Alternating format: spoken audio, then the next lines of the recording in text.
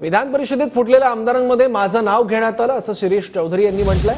माझं नाव पाहून दुःख झालं, क्रॉस वोटिंग मी केलं नाही असं शिरीष चौधरी यांनी म्हटलंय। 70-80 वर्षांपासून आमचं कुटुंब काँग्रेस सोबत आहे असंही शिरीष चौधरी यांनी म्हटलंय।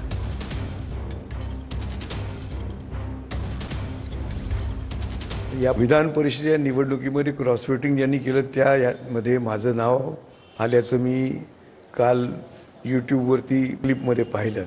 ते पाहिल्यानंतर मला खूप आश्चर्य वाटलं आणि दुःखही झालं एवढ्यासाठी की अशा प्रकारचं नीतिभ्रष्ट राजकारण मी आजपर्यंत कधी केलं नाही आणि यापुढे देखील करणार नाही।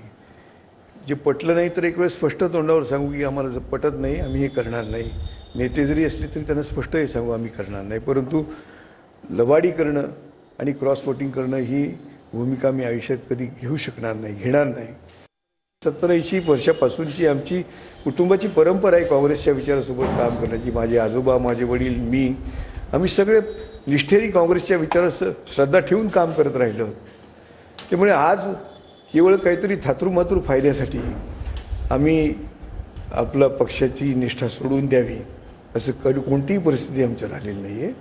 आमच्यासारख्या निष्ठावान कार्यकर्त्यांप्रती हा अन्याय जो झालेला आहे स्पेक्युलेशनच्या माध्यमातून तो दूर